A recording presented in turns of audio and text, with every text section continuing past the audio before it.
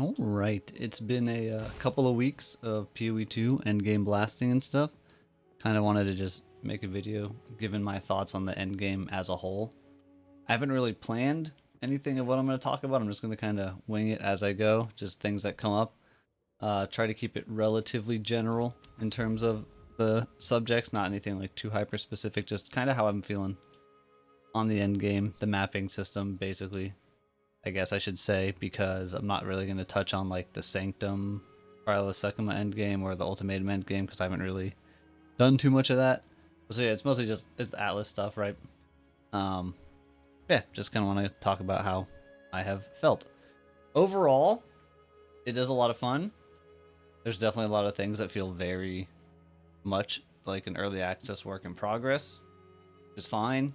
Um, But I do think they've done a pretty good job of making a system overall that is different enough from PoE1 but still familiar and does a lot of the things that I think they wanted to do with the endgame.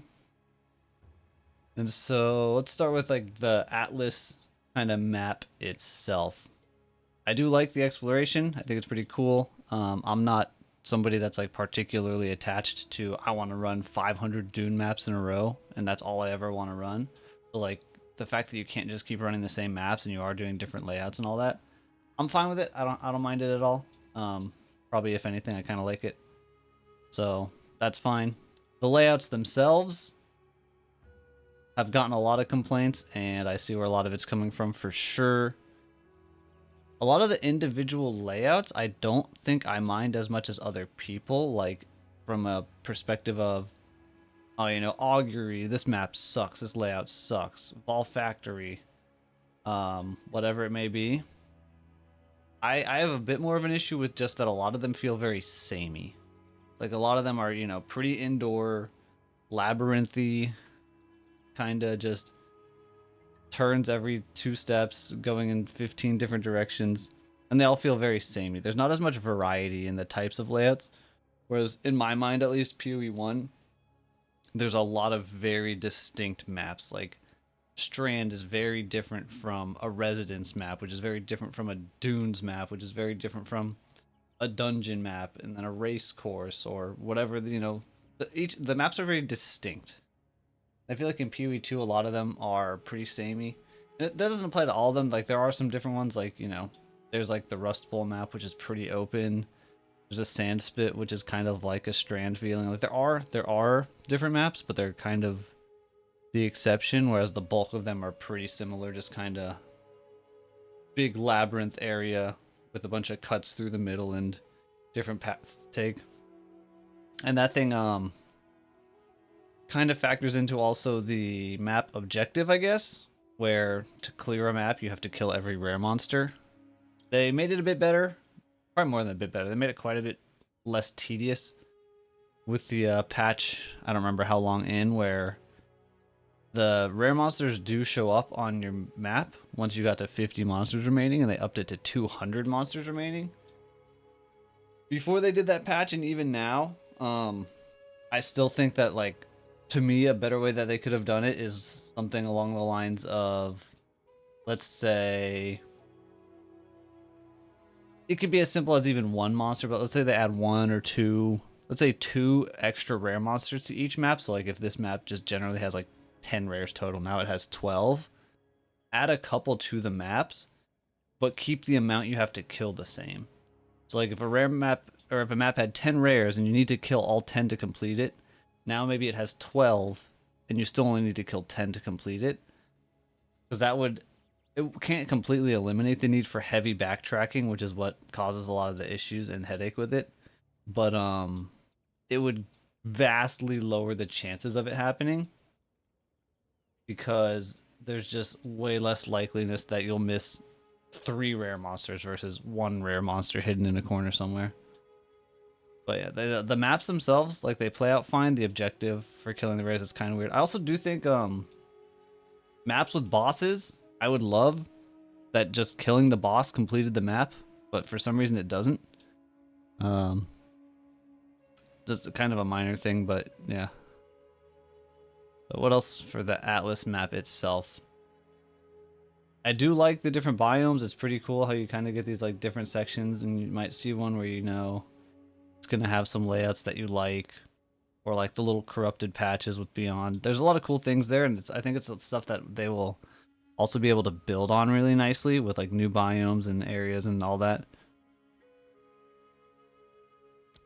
I thought it was kind of weird that like the the realm gate here and then the burning monolith where you fight the pinnacle boss, that this stuff's just kind of right next to your start and you only find it once. I was under the impression that you were going to have to find these for like each time you want to do Breach Lord, you'd have to find a new realm gate, but that's not the case. It's fine that it's not the case, and honestly, considering that like the situation with Citadels, which give you access to the pinnacle boss, they are so very, very scarce, and there's 3 different ones, and you have to find each of them. Maybe it's for the best that some of these things you only have the one copy of it, and you don't need to keep finding more. Because yeah, Citadels are rough. I have played a ton of mapping. I have a level 94 and a level 96 character. I have done a ton of maps. I have seen, I think at this point, like 12 Citadels total. Some of them, like this one right here, I just found recently. I can't even get to it. I think I found it when I was up here. But I'm like trying to find a way over and I just can't connect into it. But like I see it. But out of those like 12, I believe 8 of them have been this Stone Citadel, the Act 3 boss one. 3 of them have been this Copper Citadel, and only 1 Citadel has been the Act 1 boss Citadel. So after 2 full weeks, if I was playing in Soul of Self-Found, I would only be able to do the Pinnacle boss potentially 1 time. Now the Citadel bosses can drop multiple of their fragment.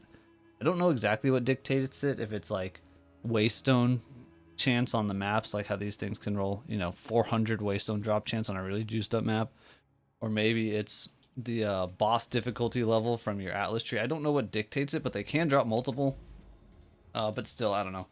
Citadels are probably a little bit too rare. Especially when you need 3 different ones and you can't really swap the pieces in any way at the moment. But, yeah. The final thing of the Atlas map itself is to talk about is probably the towers. Now, what the towers do for you, the mechanics of doing, like, when you complete a tower and utilizing them, I do like it a lot. The scouting is really nice. I'm a fan of the tablet system, where you can use that to dictate the kind of content you want to run. Like you see all these maps I've hit with breach, so they all have breaches on them. That part's really cool. I like it a lot. Think it's done really well, and there's probably, again, a lot of cool stuff they could do in the future. Like, especially with tablets, there could be like more exclusive rare tablets off like special bosses or something that do like crazier effects. But the actual gameplay of doing a tower itself kind of sucks. The map layout's not very good. It's filled with a ton of really narrow bridges that go into an even more narrow door. So there's like these huge choke points and then an open space behind there with a ton of mobs where like the 2 options to play against that is to go very slowly up to it or just to be able to stat check and run in. It's resulted in myself and a ton of other people, even when you're doing T15 maps, literally just going and buying a tier 1 map off of Doriani to do the watchtower because you just don't really want to run it. The gameplay of the watchtowers itself, I wish it was a better layout. And I don't know, I feel like there should be like some sort of boss or mini boss or encounter or something at the end of it before just activating it. I think the gameplay of the towers themselves could be more fun, for sure. But yeah, I think that's everything on the actual just Atlas map. Now for the map to map gameplay, you're just running your maps, whatever. I mean, on the maps themselves, it's set up differently from PoE1, where like the prefix mods are purely kind of beneficial stuff, and then the suffix ones are purely difficulty, and the suffixes give you increased waystone drop chance. I think that's fine. I haven't put a ton of thought into it, but like, I think it's probably fine. It's an interesting way to do it that works out without much issue. I really do like when you are considering that they're setting up a game where you can't spam the same map over and over and you do have to do different layouts.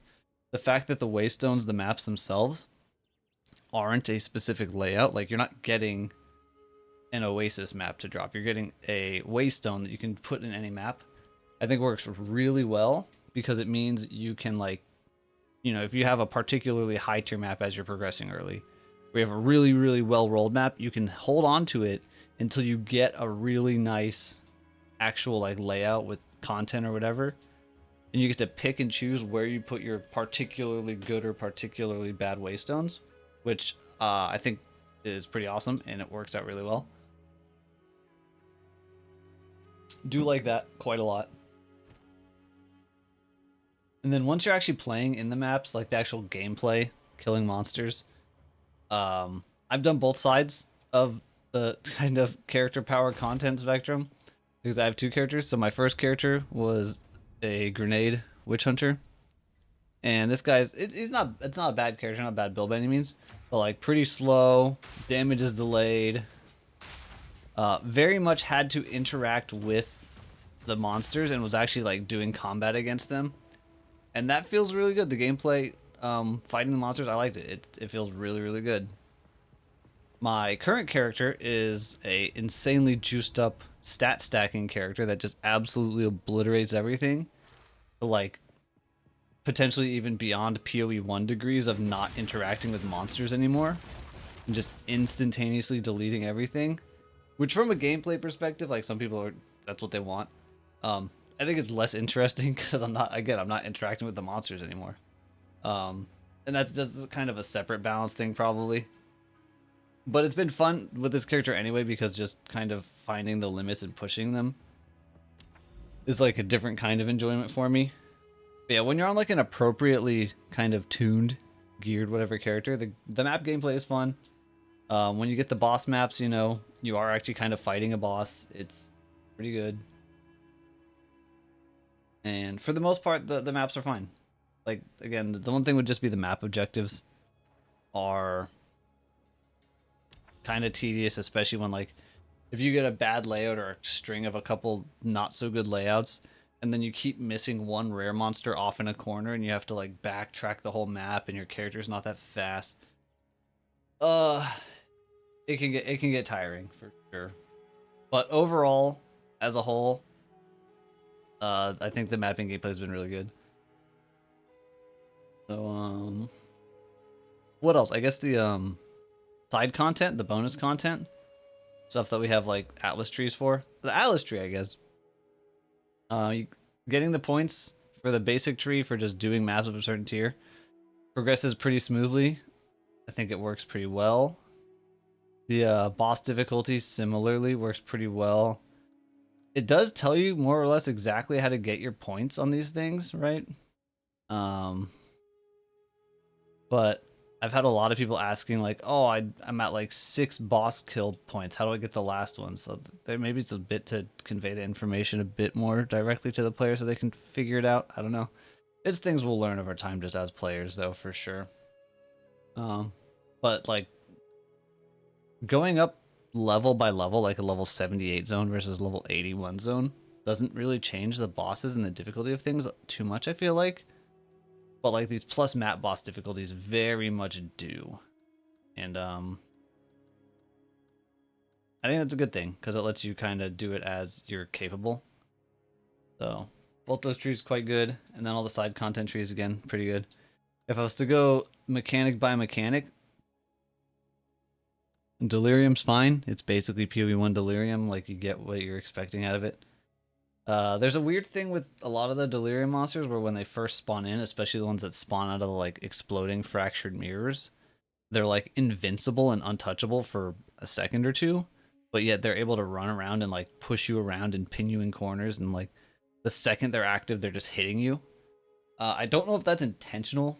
So I'm not gonna like judge it too much off that, but it's Delirium. It does well. Ritual, Ritual's probably the one that I feel like is kind of sucks from the gameplay side of things. And the reason is, it's ported directly PoE1 ritual with like, maybe there's new ritual totem mechanic things, like little gimmicks of each arena.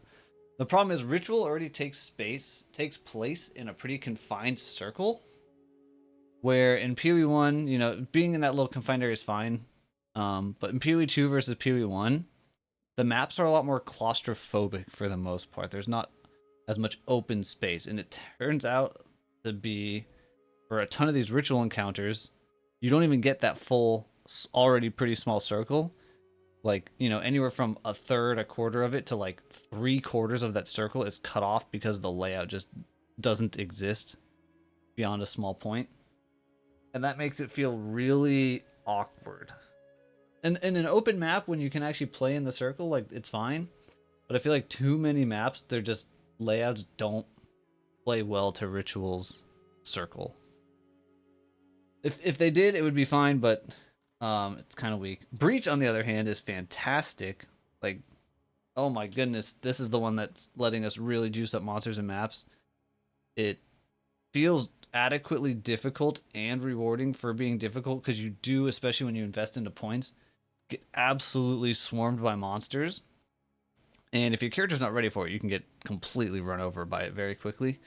But then at the same time, as you power up and you're able to do it, it just adds a ton of monsters, and the breaches get really large, and it incentivizes kind of like trying to go clear as quick as possible. Breach feels really, really good. And then Expedition is another one where it's basically, it just feels like PoE1 Expedition, which is fine. Not really any problems with it. It's there, it's fine. It's Expedition. Yeah. So for the most part, I mean, I think they're all fine, pretty good, except for Ritual kind of sucks. But is that everything? I don't know. Any more thoughts about it? Any more thoughts that I could think of? Yeah, I like the maps. I like the tablets.